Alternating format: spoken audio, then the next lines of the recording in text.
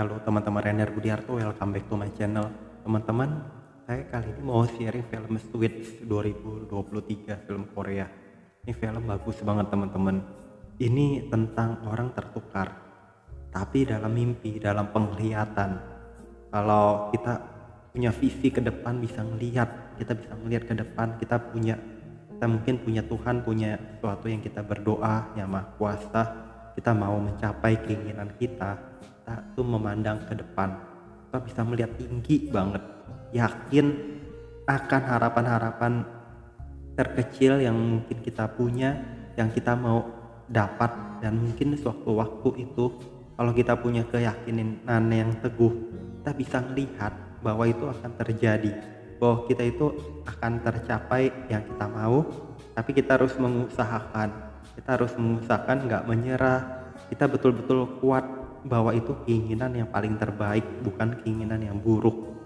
Dan semua ada tantangan, ada pengorbanan. Di film ini diceritakan bahwa ada seorang aktor sebelum jadi aktor, seorang yang mengikuti audisi dan dia dikasih pilihan bahwa dia mencari pekerjaan lain dahulu dan tidak mengikuti audisi yang akan sehingga dia bisa menang, atau mengambil kesempatan untuk pergi ke luar negeri. Ya, dia mengikuti audisi dan dia dapat peran, atau dia itu nggak mengikuti audisi yang harus dia ke luar negeri dulu, tapi dia mementingkan keluarga dulu. Jadi digambarin begitu teman-teman. Akhirnya dia jadi pilihannya gini, ini sih dia punya pacar dekat, ya, orang ini dia belum jadi aktor. Nah, pacarnya ini mau keluar negeri dan dia ada pilihan ikut audisi. Sebenarnya agak susah ya, saya juga bingung nih ini gimana cerita ininya, realnya itu. Cuman pokoknya dia ada pilihannya itu, kalau dia mau serius nikahin ini cewek, dia harus kejar nih cewek dulu, tapi sambil dia benahin karirnya, karena dia sama nih cewek udah deket banget. Masalahnya si cewek ini udah mau nikah, dan dia itu kalau dia mau fokus ke karirnya dulu, nggak ada yang salah sebetulnya. Cuman maksudnya yang kita perlu ambil itu esensinya itu, bahwa kita harus jaga balance, keseimbangan, jangan terlalu mengejar di satu tujuan. Ngejar satu tujuan bagus, tapi harus seimbang teman-teman. Gambarin di film ini dia itu ninggalin, jadi beku hubungan sama pacarnya itu yang udah deket, tapi dia kuat ngejar karirnya, sehingga dia karirnya melesat banget, sampai dia punya manajer segala yang adalah teman dekat yang berhasil ikut audisi dan sukses. Digambarin begitu. Ternyata itu terbalik nanti ceritanya. Dia kehidupan realnya itu dia punya apartemen, dia berhasil audisi ngejar karir, tapi kehidupan percintaannya, kehidupan keluarganya dengan pasangannya itu salah teman-teman. Itu selesai, dia nggak perjuangin itu, padahal dia bisa ngejar karir tinggi, tapi dia tetap ingat untuk ngejar kasihnya, seharusnya begitu.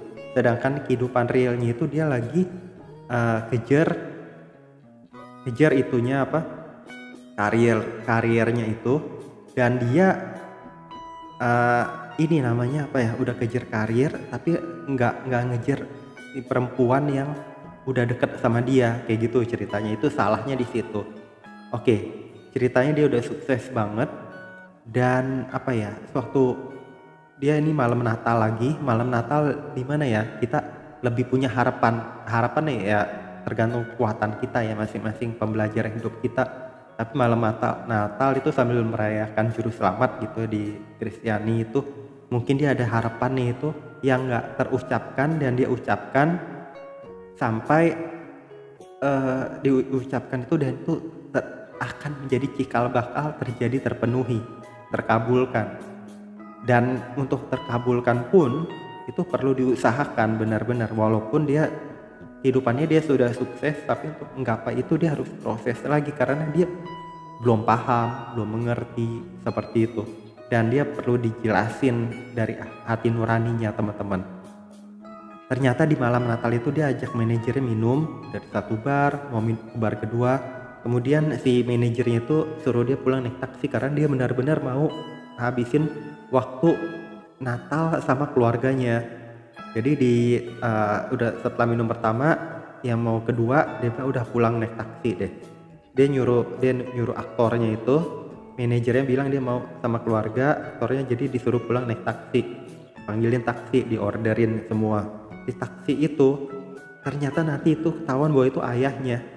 Jadi dia seperti di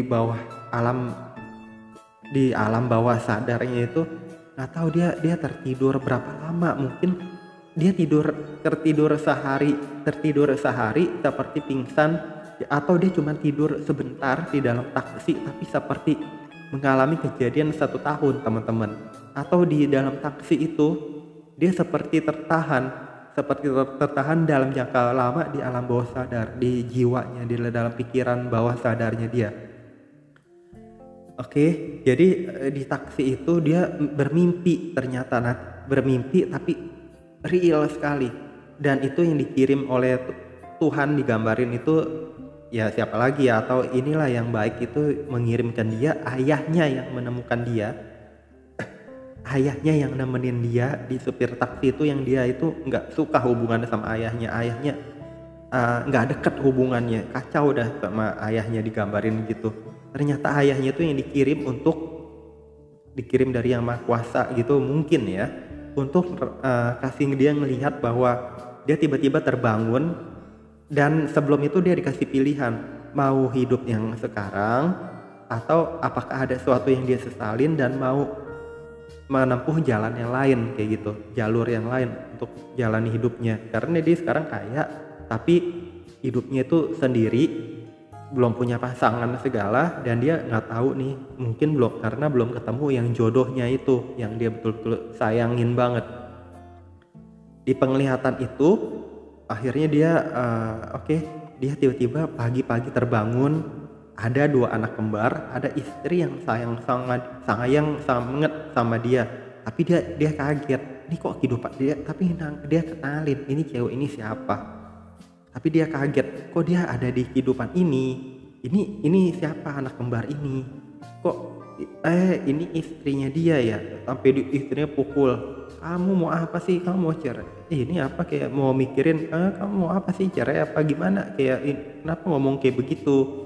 Akhirnya dia juga pergi cepet-cepet ke apartemennya dia nggak dikenalin, dia bisa masuk gini gitu, cuman nggak ada yang kenalin dia, bahwa dia dipikir pencuri, cuman dia bisa naik tinggi kan, dia megang akses segala, tapi begitu dia masuk kamar orang lain, akhirnya dilaporin polisi, dan dicek sama polisi, itu bilang itu emang bukan kamu punya, itu orang lain punya, kayak gitu apartemen tersebut.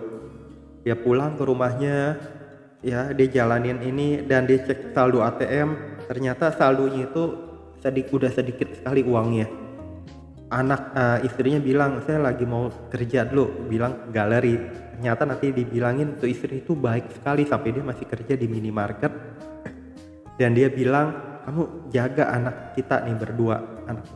Enggak, saya sibuk, dia bilang ya, dia masih inget kehidupan masa lalunya kan, belum family oriented, belum orientasi keluarga banget. Terus dia bilang sewa babysitter aja. Ampun, kamu mabuk benar-benar, ya bilang kita aja belum bayar cicilan rumah, sewa rumah untuk bulan ini, untuk periode ini, dia bilang gitu.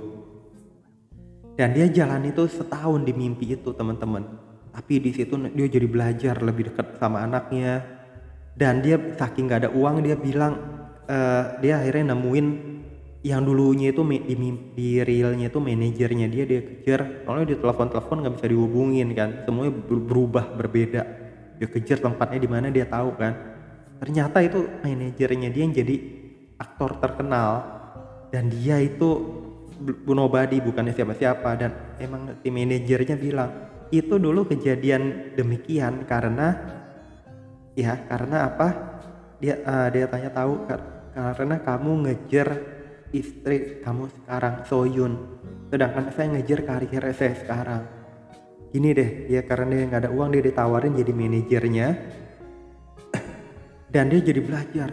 Manajer itu kerjanya juga berat, harus ngelindungin dari fans, dari gosip, dari macem-macem, harus mantau keadaan, mantau berita yang beredar kayak gitu teman-teman, sampai apa ya, jaga privasi itunya supaya nggak sembarang orang bisa ngedeket tanpa tahu-tahu ada masalah kan.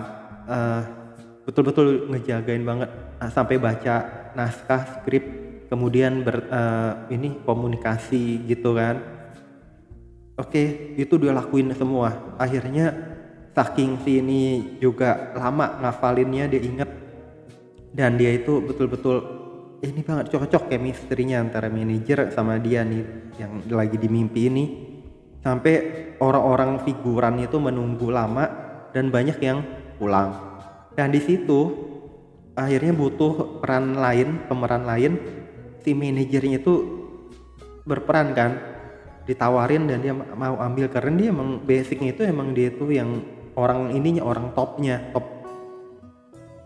bahwa dia aktor terkenal lah sebetulnya, cuman dia lagi di dalam mimpi dan dia sehingga menjadi manajer dan bertukar peran. Bagus teman-teman, digambarin bagus, sampai orang-orang kok dalam waktu singkat orang-orang jadi minta tanda tangan dia, minta foto sama dia, mau berkenalan, berkelakar, dia diwawancara segala. Tapi dia ingat kehidupannya dia sekarang, dia hanya sebagai manajer. Dan sampai acara penganugerahan dia tetap balik arah sebagai manajer lagi dan gak mau tampil. Dia ingat perannya dia sekarang gak mau tampil sebagai aktor film itu juga, karena dia betul-betul hormatin dan dia lagi nikmatin peran dia sekarang sebagai ayah dari anak kembar, punya istri yang baik, yang cantik, yang baik dah intinya. Kemudian anak-anaknya juga, istrinya memuji dia di film sekarang, padahal di hari sebelumnya itu digambarin dia tuh nggak terkenal, dia itu main film juga biasa aja, kurang menarik gitu ngelihatnya. Ya udah akhirnya teman-teman, setelah dia sadar semua, dia bisa deket banget, digambarin dalam mimpi itu setahun, padahal dia masih tertidur mungkin di supir taksi, di taksi itu secara mabuk. Dia udah datangin ke tempat taksi itu, nggak ada yang kenalin ciri-ciri taksi itu yang operasi dari jalan ini waktu dia dijemput. Ternyata itu benar ayahnya. Nggak tahu kenapa nanti udah selang setahun kembali ke Natal lagi di mimpinya dia ini sekarang, dan dia naik supir taksi yang sama setelah ditraktir minum oleh aktor ini yang sahabat dia. Akhirnya ditanya lagi hal yang sama, kalau kamu merubah hidup, kamu mau mempertahankan kehidupannya sekarang atau kehidupan lain, jalur lain? Dia bilang dia udah puas banget, dia udah punya keluarga bahagia banget. Supir, ternyata dikenalin tuh ayahnya. Akhirnya dia kaku banget sama ayahnya kan, ibunya suruh datangin ke makam ayahnya segala, dia nggak mau masuk. Itu digambarin tuh semua, ayahnya seperti dikirim, seperti lagi sudah mulai selamat di sana di akhirat. Ingetin ke dia, enggak, dia bilang dia mau kehidupan sekarang, punya istri yang baik, cantik, anak-anak yang sehat, yang sayang sama dia, yang dia punya banyak waktu buat keluarganya. Jangan renggut ini dari saya.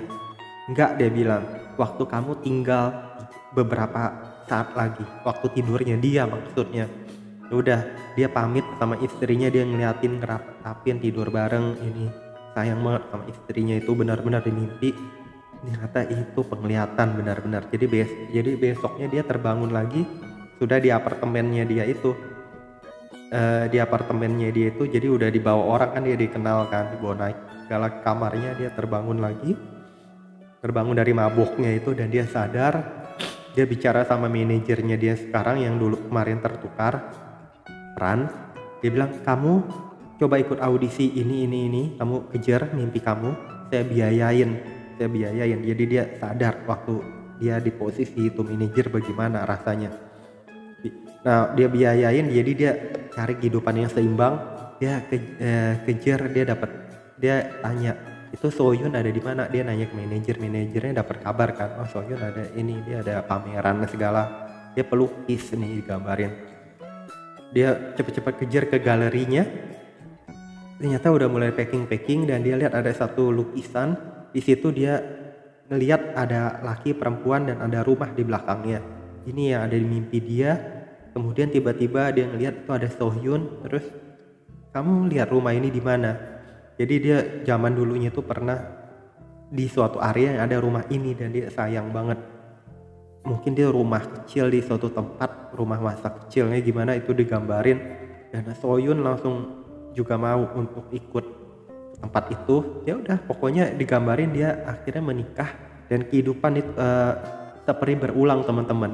Di masa bayi baru lahir, pernikahan awal, bayi baru lahir, dapat kembar, dan dia betul-betul jalanin itu semua, dan itu akan dia gapai seperti mimpinya dia itu teman-teman. Jadi teman-teman, ini kita lihat, ini kesimpulannya, bahwa kita punya mimpi besar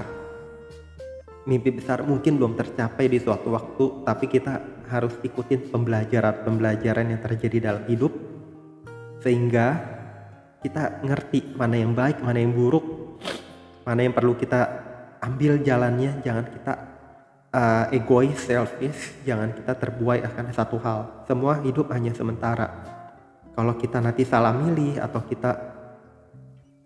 kita hanya mau mementingkan diri kita sendiri, atau egois, atau kita itu gak ingat orang lain, kita ngelupain masa lalu kita yang kita bahagia sama seseorang misalnya, itu semua bisa nguap, itu semua bisa gak kejadian kalau kita gak kejar cita-cita kita sesukses apapun kita saat ini teman-teman, atau kita belum beruntung apapun saat ini. Itu ya teman-teman yang saya mau share.